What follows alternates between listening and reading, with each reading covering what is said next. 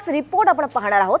उपमुख्यमंत्री सुनेत्रा पवारांच्या शपथविधी सोहळ्यावरून राष्ट्रवादीचे नेते सुनील तटकरे यांना जबाबदार धरलं जात आहे। शिंदे गटाचे नेते रामदास कदम यांनी सुद्धा तटकरेंवर जोरदार हल्लाबोल केला आणि यावर देवेंद्र फडणवीसांनी राजकारण थांबवण्याचा इशारा दिला। दरम्यान फडणवीसांच्या या इशाऱ्याला संजय राऊतांनी जोरदार टीका केली आहे। पाहूयात। अजितदादांची स्मशानामधली आग देखील विझली नव्हती, शांत झाली नव्हती। असं असताना वहिनींना मंत्रालयामध्ये घेऊन त्यांना शपथ घ्यायला लावलं। अजितदादा पवारांच्या रूपाने दुर्दैवाने आपल्यातनं निघून गेले, पण त्यानंतर प्रत्येक व्यक्ती त्याच्या माध्यमातून जो काही राजकारण करण्याचा प्रयत्न करतोय त्याच्याविषयी जर कोणाला शंका आल्या तर तुम्ही अस्वस्थ का होताय? का तुमचा काय त्यात हात आहे का सगळ्यांचा? अजित पवारांच्या अपघाती निधनानंतर चौथ्या दिवशीच सुनेत्रा पवारांनी उपमुख्यमंत्री पदाची शपथ घेतली। मात्र या घाईघाईनं झालेल्या शपथविधीसाठी सुनील तटकरेंना जबाबदार धरलं जात आहे। शरद पवारांना शह देण्यासाठी तटकरेंनी हे गलिच्छ राजकारण केलं असं महायुतीतलेच नेते उघडपणे बोलू लागले। त्यामुळे अजित पवार गटातील नेत्यांची कोंडी होताना दिसते।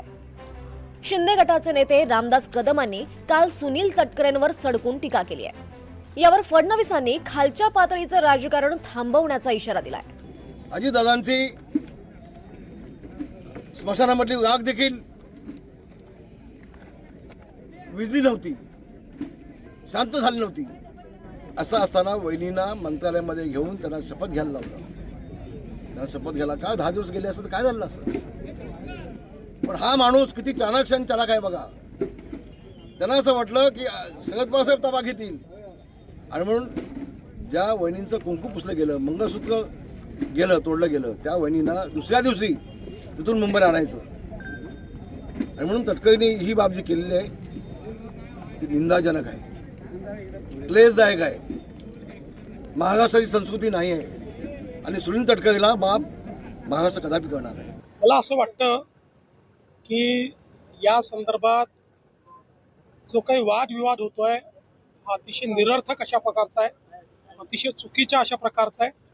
प्रत्येक व्यक्ती केवळ स्वतःचं राजकारण याच्यात कसं पाहता येईल हा प्रयत्न करतोय, हे अतिशय चुकीचं आहे।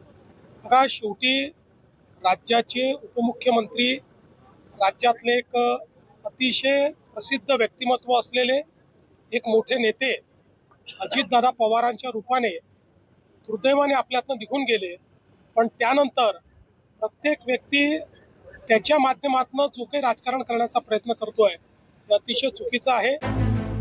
अजित पवारांच्या अपघाती मृत्यूबाबत अनेक नेते शंका व्यक्त करतात।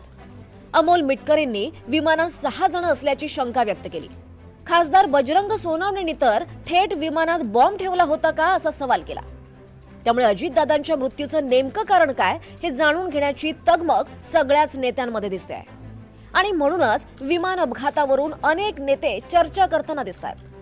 विमान अपघाताबाबत संशय व्यक्त करतानाच सुनेत्रा पवारांचा शपथविधी सोहळा आणि राष्ट्रवादीचं विलीनीकरण हा देखील सर्वच पक्षातील नेत्यांसाठी चर्चेचा विषय आहे।